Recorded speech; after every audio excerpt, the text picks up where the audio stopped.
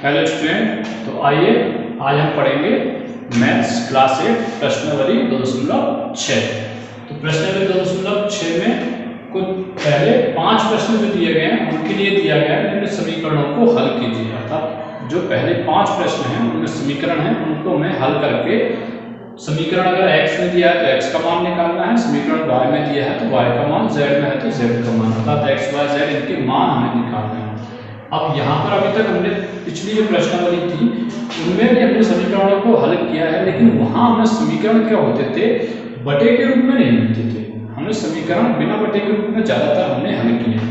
अब यहाँ पे हमें कैसे समीकरण मिलेंगे, बटे के रूप में। बटे वाली संख्याओं को बोला जाता है परिमेय संख्या, अर्थात हमें कहीं ना कहीं परिमेय संख्याएं मिलेंगी जिनमें एक संख्या ऊपर होती है और एक संख्या नीचे होती है। जिस प्रकार के समीकरणों को हल करना हम सीखेंगे। तो सबसे पहले हम प्रश्न नंबर पहले का जो दूसरा सवाल है हमारा, उसको हल करते हैं। देखिए, इस प्रकार के समीकरणों को जब हल करते हैं, अगर आपको दोनों तरफ परिमेय संख्या मिल जाए, मतलब दोनों तरफ बटे की संख्या मिल जाती है तो कोई दिक्कत नहीं है। लेकिन अगर देखिए इधर हमें LHS में परिमेय संख्या मिल गई लेकिन RHS में परिमेय संख्या नहीं है, तो अगर RHS में परिमेय संख्या नहीं है या LHS में परिमेय संख्या नहीं है तो आप क्या करो, उसके बटे में 1 बना, तो उससे क्या हो जाएगी, वो भी परिमेय संख्या आपकी हो जाएगी। क्योंकि किसी भी संख्या के बटे में 1 बनाने से संख्या पे कोई फर्क नहीं पड़ता है। जैसे उदाहरण के लिए मान लीजिए अगर हम 10/1 लिखें, मतलब 1 से भाग रहे हैं 10 में, तो आंसर कितना आता है 10, मतलब वही संख्या में मिल जाती है, कोई फर्क नहीं पड़ता। तो क्या सर हम कुछ दूसरी चीज रख सकते हैं कि बटे में? नहीं, आप 1 के अलावा बटे में कुछ नहीं रख सकते। क्यों नहीं रख सकते? मान लीजिए अगर आपने 0 रखा कि 0 रखना चाहते हैं तो, लेकिन अगर आप 0 से 10 में भाग दोगे तो भाग 10 में आकर के इन्फिनिटी आता है, अनंत। क्योंकि 0 बहुत छोटी संख्या, 0 से आप 10 में भाग दोगे तो ये खत्म ही नहीं होगा भाग, कभी अनंत टाइम तक जाता है। इसको इंग्लिश में इंडेफिनिट मतलब और हिंदी में अपरिभाषित भी बोला जाता है। सही अगर तरीका देखा जाए तो अपरिभाषित हो जाता है। तो क्या सर 2 रख सकते हैं क्या? नहीं, 2 भी नहीं रख सकते। आप 2 रख के देख लेते हैं, 2 रखिए, लेकिन 2 से तो ये भाग रहा है, 2 × 10 5 बार, तो हमें तो संख्या, हमारी संख्या तो क्या थी, मान लीजिए कि 10 की, उदाहरण के लिए देखा तो यहाँ आंसर तो 10 आ गया, तब इससे तो वही आंसर आ रहा है, लेकिन इससे इन्फिनिटी या परिभाषित आ गया, इससे 5 आ गया, हमारी संख्या ही बदल गई बटे में दूसरी संख्या रखने से। तो आपको बटे में से 1 रखना है। इससे क्या होगा, दोनों तरफ आपको परिमेय संख्या मिल जाएगी, मतलब LHS में भी परिमेय संख्या, RHS में भी परिमेय संख्या। तो सबसे पहला काम तो हमारा यही रहेगा कि अगर दोनों तरफ परिमेय संख्या नहीं दी गई है तो दोनों तरफ आप परिमेय संख्या बनाएंगे। इसमें तो जैसे आपको दोनों तरफ पहले से ही परिमेय संख्या है, बटे वाली संख्या दी गई, उसमें कोई दिक्कत नहीं, यहाँ नहीं दी गई थी। तो सबसे पहले तो हम इसको लिखेंगे 9x बटे में 7 - 6 बराबर 15/1। अब ये परिमेय हो गई। अब अगर मान लीजिए कि दोनों तरफ परिमेय संख्याएं हैं और समीकरण दिए गए हैं हमें, या बिना समीकरण वाली भी अगर इस तरफ से दोनों तरफ LHS और RHS में परिमेय संख्या आपको मिल जाती है तो यहाँ की जाती है वज्र गुणन। वज्र गुणन मतलब इसको क्रॉस मल्टीप्लिकेशन भी बोलते हैं, कैंची गुणा भी बोलते हैं, अर्थात इस तरीके से गुणा करना। इस तरीके से अगर रखें मतलब देखिए इसका इससे गुणा हो रहा है और इसका इससे गुणा हो रहा है, ऐसे गुणा करके, ये ऐसे करके ऐसे गुणा। यहाँ पर हम त्रिय गुणा या वज्र गुणा जिसको बोलते हैं वो करेंगे। तो 1 का गुणा किससे होगा, 9x से। सबसे पहले आप ऊपर वाली का इससे कर लीजिए, तो 9x का गुणा 1 से करेंगे तो 9x का 9x से, क्योंकि 1 का आप किसी भी संख्या से गुणा करो तो संख्या ही रह जाती है। अब हम इसका इससे गुणा करेंगे, तो ध्यान रखना 15 जो है ना वो इन दोनों से गुणा होना पड़ेगा उसका। तो 15 का गुणा दोनों संख्याओं से आपको करना पड़ेगा। सबसे पहले 15 का गुणा 7 से करेंगे तो 15 × 7 = 105। माइनस लग रहा है, माइनस लगाइए, फिर 15 का गुणा 6 से कीजिए, संख्या का गुणा होगा x उसके पीछे लग जाएगी, 15 × 6 = 90, तो 90x। अब हमें क्या करना है, x का मान निकालना है। तो सभी x वाली संख्या को एक तरफ रखें, बिना x वाली संख्या को दूसरी तरफ पक्षांतरित कर दें। तो ये देखिए यहाँ पर तो x है तो इसको इधर रख लेते हैं LHS में। यहाँ पर हमें एक x वाली संख्या और मिल रही है तो इसको पक्षांतरित करके आए। ये किसकी है, माइनस के 90 है, तो पक्षांतरित होकर के आएंगे तो वो किसके हो जाएंगे, प्लस के हो जाएंगे। तो 9x ऐसे ही, ये माइनस वाले आए, ये हो गए प्लस के 90x बराबर में 105 ऐसे। 9 और 90 हुए हमारे 99, 99x इक्वल टू 105। x का मान निकालना है, 99 यहाँ पर गुणा में है, ये पक्षांतरित होगा किस में जाएगा, भाग में जाएगा। तो 105/99 कट रहा है, काट के देखते हैं। 2 से तो कटेगा ही नहीं, सबसे पहले 2 से शुरू करना होता है तो काटने के लिए। 2 से नहीं कट रहा है क्योंकि 2 के पारे में 5 भी नहीं आते, 9 भी नहीं है। 3 से कट रहा है, 3 से कट रहा है, देखते हैं। 3 से इसको काटे, 3 त्रोके 9, 3 तिया 9, इसको काट के देखें, 3 तिया 9, 1 बच गया, ये 15 हो गया, 3 5 15, 33 और 15 ये किसी से नहीं कटेंगे क्योंकि 33 11 से तो कट जाएगा, लेकिन 35 11 से नहीं कटेगा। तो आपका जो आंसर है x बराबर वो कितना होगा, 35/33। तो ये आपका x का मान आ गया। इस प्रकार से हल करना है। आइए अब अगला हल करते हैं, प्रश्न नंबर 4। अब देखिए यहाँ पर दोनों तरफ परिमेय संख्या है, इधर भी परिमेय संख्या, इधर भी परिमेय संख्या। तो सीधा वज्र गुणन या त्रियक गुणन या कैंची की गुणा जिसको कहते हैं, इंग्लिश में उसको क्रॉस मल्टीप्लिकेशन कहते हैं, इसको ही कर देते हैं। इसका गुणा इससे और इसका गुणा इससे करते हैं। 5 का गुणा पहले 3 बार से करेंगे, हल 5 का गुणा करेंगे, 5 का गुणा 3 से 5 किए 15y, फिर प्लस के प्लस 5 का गुणा 4 से 5 चौके 20, बराबर लग रहा है, बराबर लगाइए। अब इसका इससे गुणा, अब देखिए ये -2 है, देखिए माइनस का है तो माइनस का भी आपको संख्याओं के साथ गुणा करना पड़ेगा। तो ये -2 जब प्लस के 2 से गुणा होगा तो पहली बार तो चिन्हों का गुणा करेंगे, तो माइनस और प्लस का गुणा होता है माइनस, फिर 2 का गुणा 2 से 2 दूनी 4, -4। अब दोबारा से -2 का गुणा इससे करना है, तो पहले चिन्हों का गुणा, माइनस का माइनस से गुणा क्या होता है, प्लस होता है। तो पहले तो ये आ गया प्लस, फिर 2 का गुणा 6 से 6 दूनी 12, बाय के बाय का आंसर निकालना है। तो क्या करेंगे, पक्षांतरण करेंगे। इस तरफ एक y है उसको LHS में ले आएंगे, तो ये प्लस की y है, इसको LHS में जब लाएंगे तो वो माइनस की y है। तो 15y प्लस के ऐसे ही पहले इसको इधर लाते हैं, तो ये हुए हमारे माइनस में y। यहाँ क्योंकि ये भी अगर दूसरी तरफ ले जाना है तो क्या लगा देंगे, बराबर लगा देंगे। ये माइनस के 4 ऐसे ही, ये माइनस वाले इस तरफ जाएंगे, ये किसके हो जाएंगे, माइनस के हो जाएंगे, क्योंकि प्लस वाले 20 हैं, तो प्लस के 20 पक्षांतरित हुए तो माइनस के 20 हो गए। 15 में से 12 माइनस करेंगे तो प्लस के 3 बार बचेंगे, क्योंकि बड़ी संख्या प्लस की है। देखिए दोनों संख्याएं माइनस की हैं तो चिन्ह माइनस का ही जाएगा, लेकिन संख्याएं जुड़ जाएंगी। 20 और 4 कितने हुए, 24 माइनस। y का मान निकालना है तो प्लस के ये गुणा में है 3, प्लस के 3 यहाँ गुणा में है, तो किसमें पक्षांतरित होंगे, भाग में। तो -24 ऐसे 1/3 से काट देते हैं, 3 24, तो माइनस के 8, तो y बराबर क्या आया, -8। तो इस प्रकार से हमारा y का मान आ गया। तो ये आपका चौथा सवाल भी हो गया। तो अब इसके बाद पहला बचा हुआ है, तीसरा बचा हुआ है, पांचवा बचा हुआ है, वो आपको अभी हल करने हैं। और हम अब करते हैं छठवां सवाल।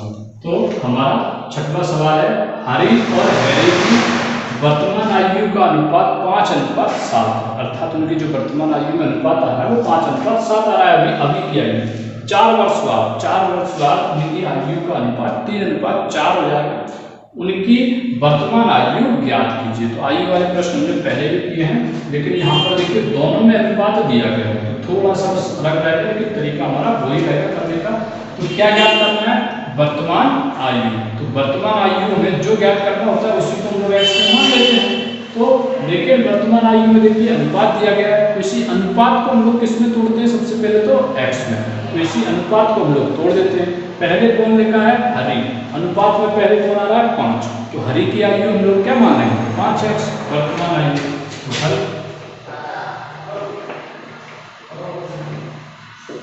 मान हरी की वर्तमान आयु बराबर 5x वर्ष, आयु है तो वर्ष में आयु। अब किसकी है, हैरी की। हैरी की वर्तमान आयु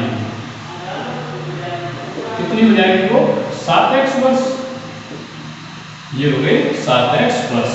अब फिर दिया 4 वर्ष बाद, 4 वर्ष बाद, अर्थात मान लीजिए ऐसे समझिए अगर आपकी आयु इस समय 15 वर्ष है, 4 वर्ष बाद कितनी हो जाएगी 15 + 4, मतलब वर्तमान में जो आयु है उसमें अगर 4 और जोड़ देंगे तो 4 वर्ष बाद निकल जाएगी। इनकी वर्तमान आयु ये है, तो 4 वर्ष बाद उनकी आयु निकालते हैं। 4 वर्ष बाद, 4 वर्ष बाद देखिए हरि की आयु निकालते हैं। हरि की आयु, हरि की वर्तमान क्या है 5x, तो 4 वर्ष बाद क्या हो जाएगी 5x + 4, दो संख्याएं कोष्टक में बंद कर देते हैं बस। हैरी की आयु 4 वर्ष बाद हैरी की आयु कितनी हो जाएगी, हैरी की वर्तमान में है 7x, तो 4 वर्ष बाद 7x + 4। अब देखिए उन्होंने क्या कहा, 4 वर्ष बाद उनकी आयु ये निकाल दी का अनुपात 3:4 है। अब देखिए अनुपात समझिए, अनुपात क्या होता है, अनुपात आपने अगर ऐसा लिखा गया है 3:4, तो इसका मतलब है 3/4, अर्थात जो अनुपात होता है वो दो परिमेय संख्याओं के लिए बताया जाता है। तो ये जो अनुपात दिया गया 3:4, इसका अर्थ ये है, मतलब उनका जो अनुपात है वो 3:4 या 3/4 दिया गया है। इसमें 3 जो है वो किसको बताएगा, हरि के लिए, और 4 बताएगा हैरी के लिए। तो प्रश्नानुसार हम लोग लिखते हैं अनुपात को, तो प्रश्नानुसार